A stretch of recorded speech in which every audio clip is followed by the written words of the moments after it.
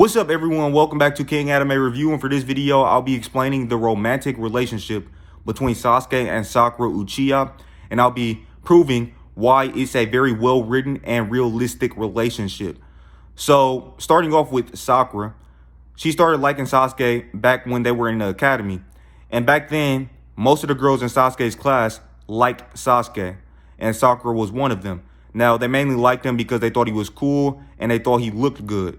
And so that was the case with that. But also, most of the girls in the academy liked Sasuke. So it actually does make sense in terms of like it being realistic. It makes sense why Sakura will start liking him as well. This has a lot to do with social status. Usually people who have a high social status, a lot of people who like them, usually they tend to, attract a lot of women. So this is what happened basically in the academy with Sasuke. So Sakura started liking Sasuke in the academy. Now, at that point, it was one-sided. But then the relationship started to develop. So when they joined Team 7, or when they all became a part of Team 7, Sasuke and Sakura, they became a part of Team 7, and they started to go on missions together and stuff like that. Then the relationship stopped being one-sided at that point. It took a while, but Sasuke actually did start to show feelings and romantic interest in Sakura. In fact, he actually displayed more care for Sakura than anybody else in the entire series. And that's a fact.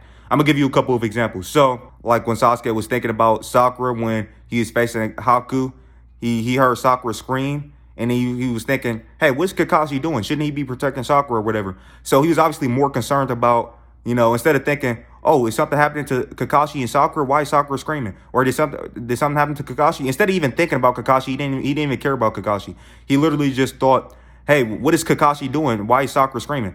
That's pretty much what he thought. He showed really no care for Kakashi. And then in the Forest of Death, Sasuke, basically, his curse mark started to take over.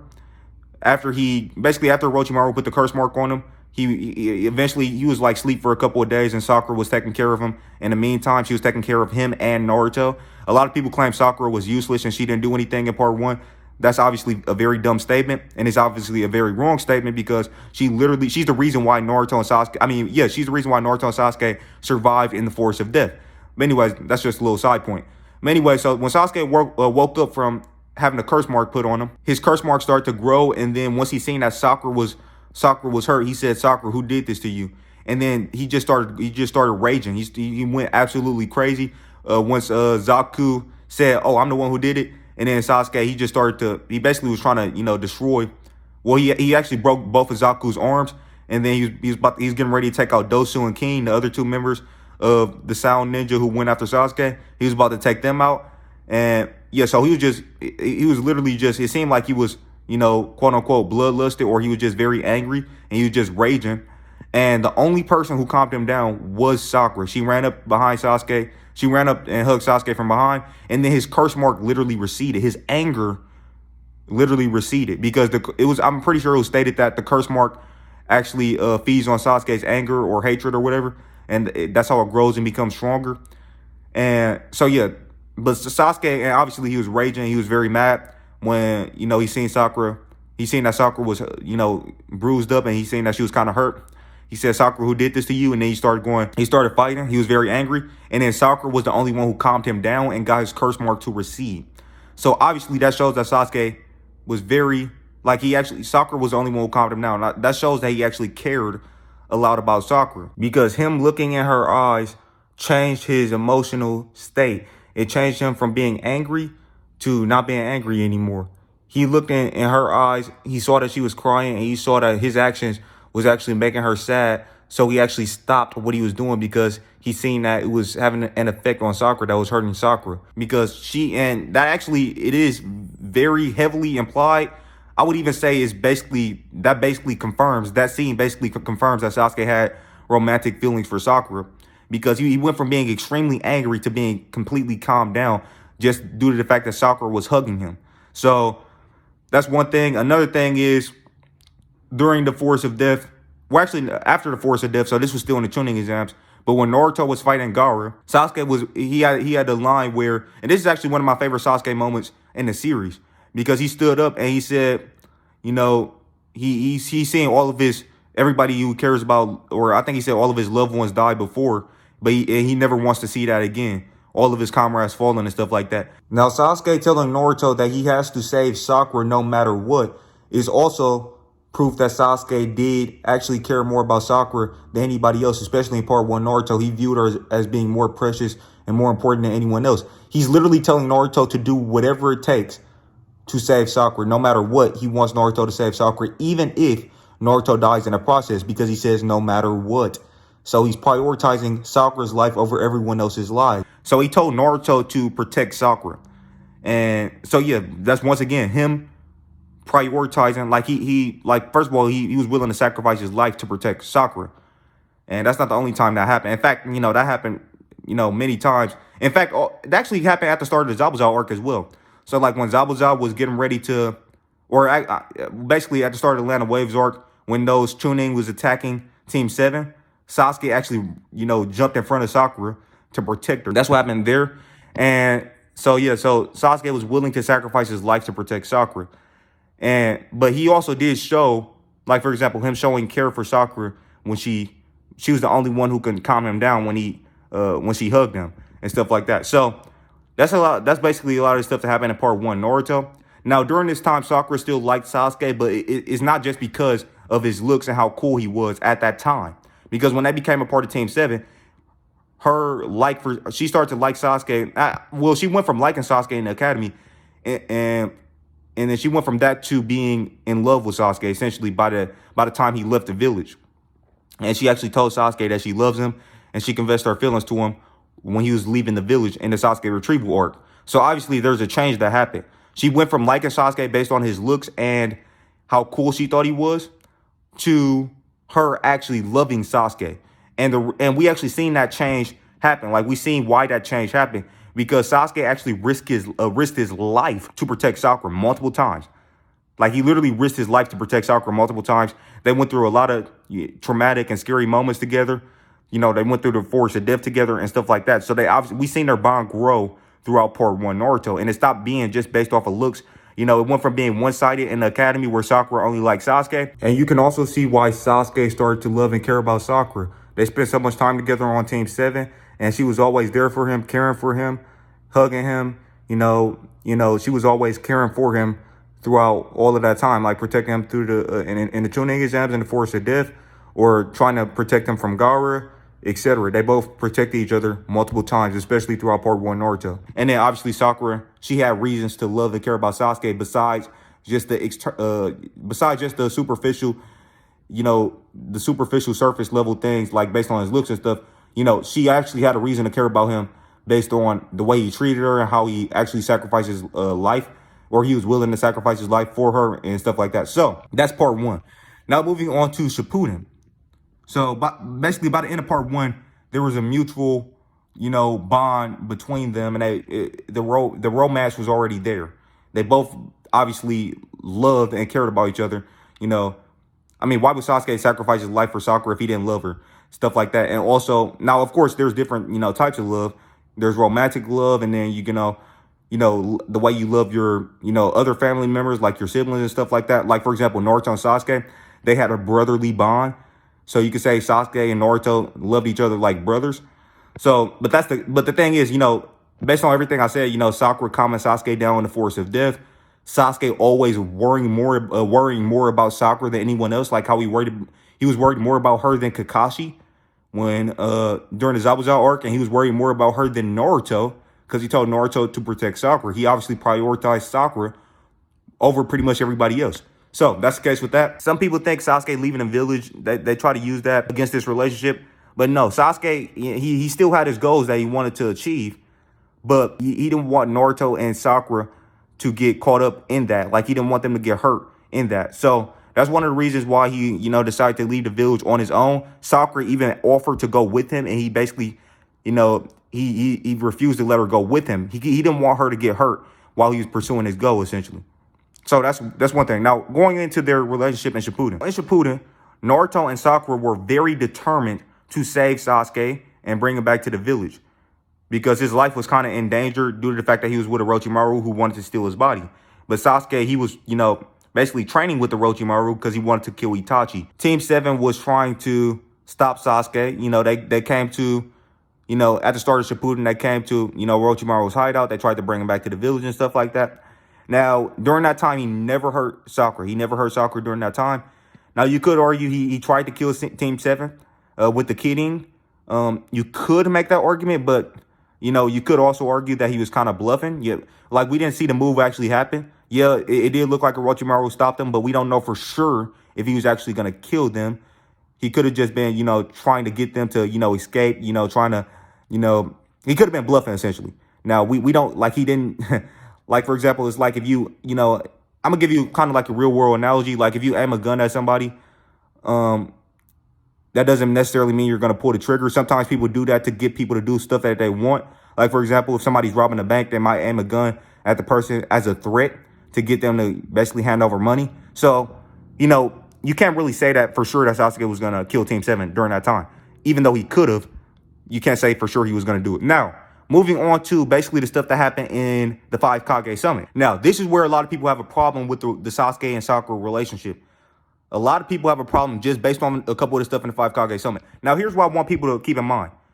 The 5 Kage Summit was one arc. It wasn't even that long of an arc, and compared to other arcs in the series, obviously. And for that one arc, I don't get why people try to use that basically a couple of scenes from that one arc to try to act like the entire relationship between Sakura and Sasuke was a bad relationship. That's very stupid. I mean, obviously, you're disregarding all of the stuff that happened before that. Literally hundreds of episodes of relationship development between Sakura and Sasuke. And you're trying to act like all of that is irrelevant based on some stuff that happened in one arc. That's kind of ridiculous. That's actually very ridiculous. You have to keep all of that stuff in mind. You can't just ignore stuff that happened in the series to try to make your point based off of one thing. Now, so with that being said, I'm going to explain what happened in the 5 Kage Summit. So in the 5 Kage Summit, Sakura tried to bring herself to kill Sasuke, but she couldn't do it because she still loved him. She heard the news that he joined the Akatsuki and that he tried to capture Killer Bee, and she knew that he was going down the evil path. She wanted to be the one to kill him because she didn't want anybody else to do it, and she felt that he was going down the evil path and stuff like that. She tried to bring herself to kill Sasuke, but she couldn't do it.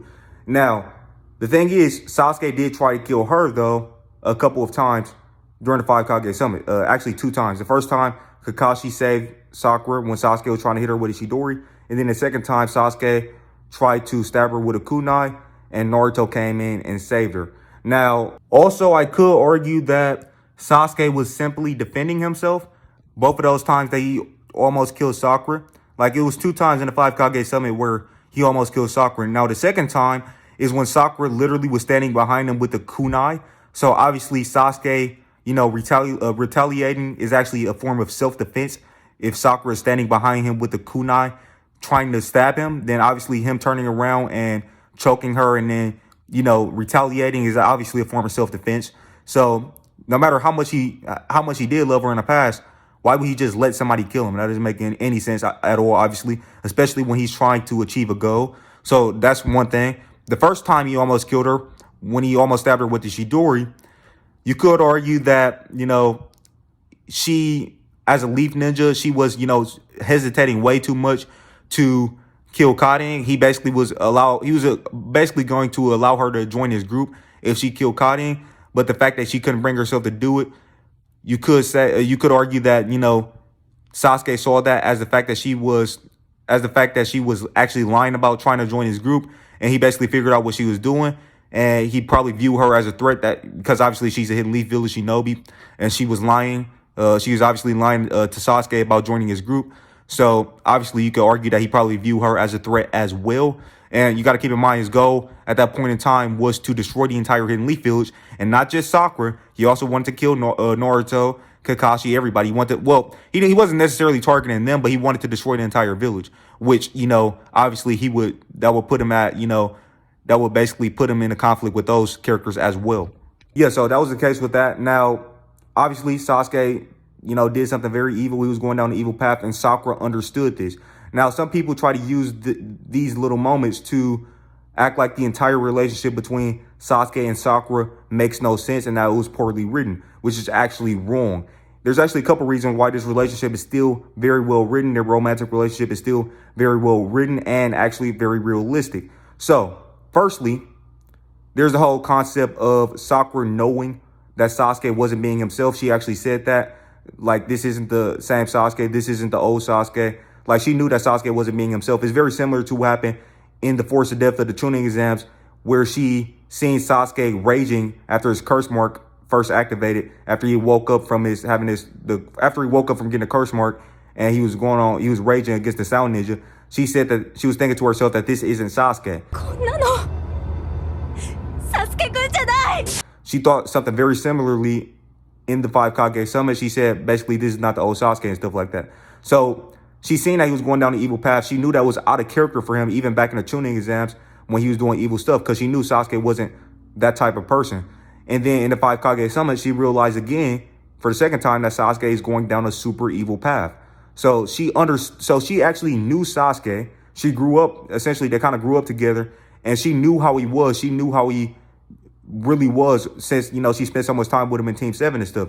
So she knew that Sasuke was acting out of character in the 5 Kage Summit. She knew that that wasn't the real Sasuke. So that's one thing. Another thing is forgiveness. Now, so here's the thing about forgiveness. Forgiveness actually, and this doesn't, so I've seen some people try to argue that Sakura is pretty dumb, or they try to slander Sakura based on the fact that she ended up with Sasuke, despite the fact that he tried to kill her.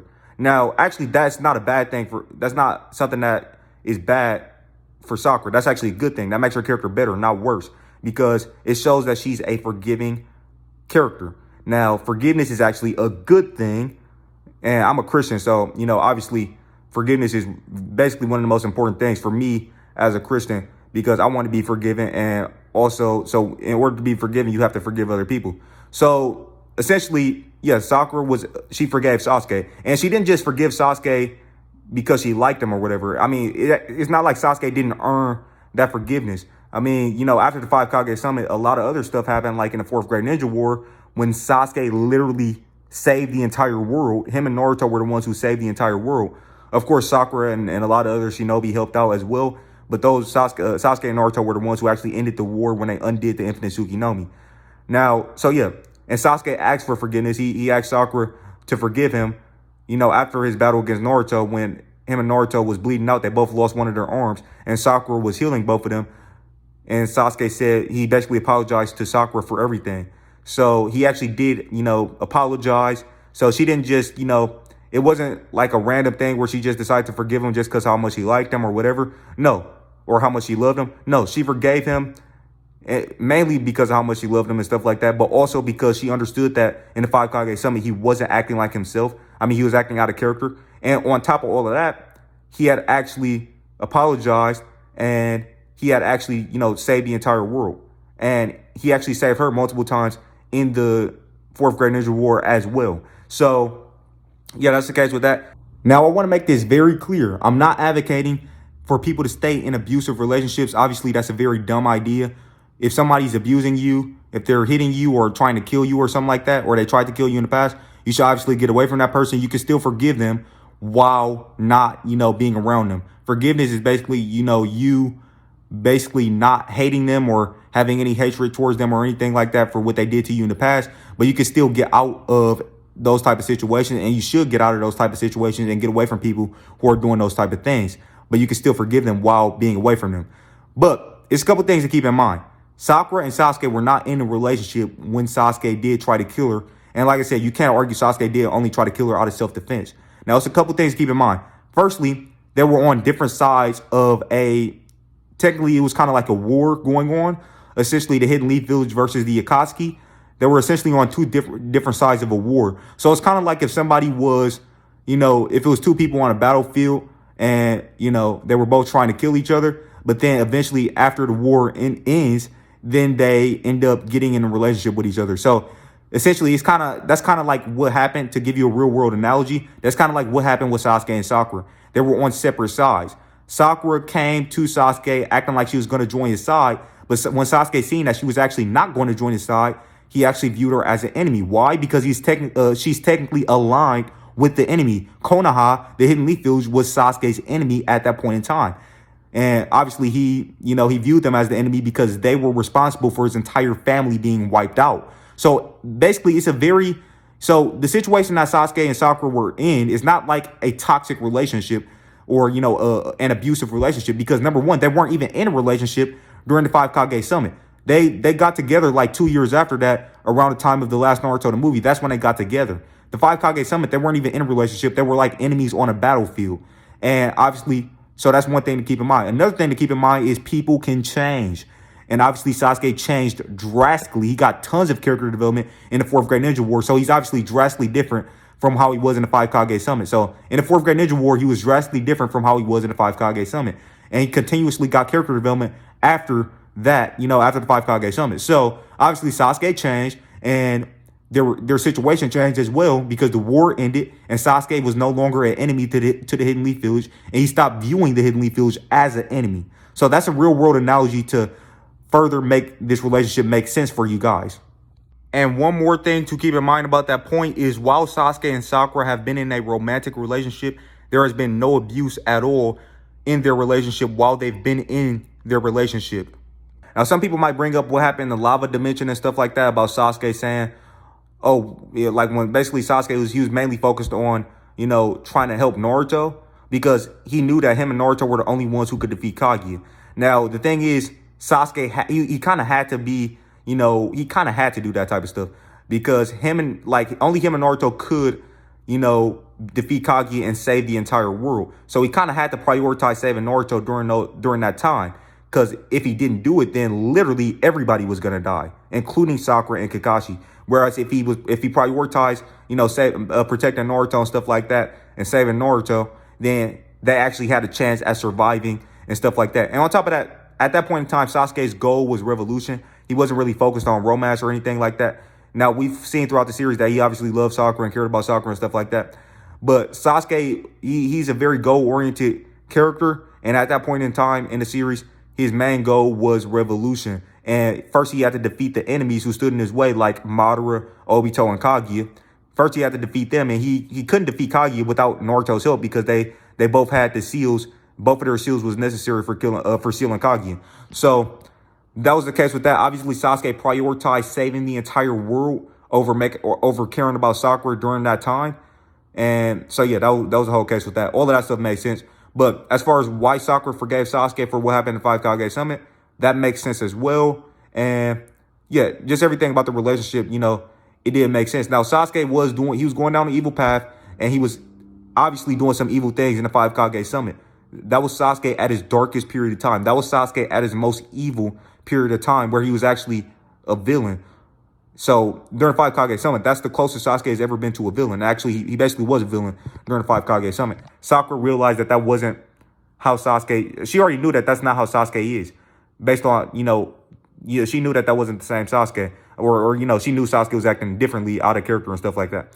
So the relationship between Sasuke and Sakura does make sense. The romantic relationship makes sense, and it was very well written, and it was very realistic. In the real world, people forgive others as well for people. I've forgiven a lot of people, and I'm sure a lot of people have forgiven me. But the fact of the matter is, no one's perfect, and if you're a Christian, especially, you can understand this.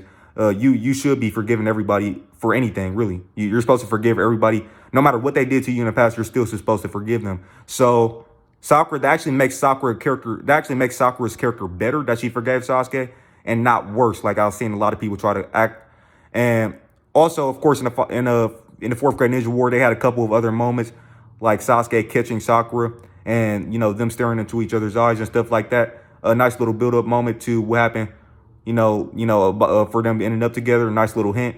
Also, Kakashi did briefly talk to Sasuke about Sakura after Sasuke put Sakura in the Genjutsu, and basically, Sasuke was asking Kakashi, oh, so you want me to, enjoy romance or whatever? And he was like, well, and Kakashi was basically telling Sasuke that the only reason you ever needed to feel something is when it was hatred. And Sasuke said maybe that's changed from a failed past or something like that. So basically what he was saying was, his childhood kind of ruined him in that way, where it kind of sent him down that dark path.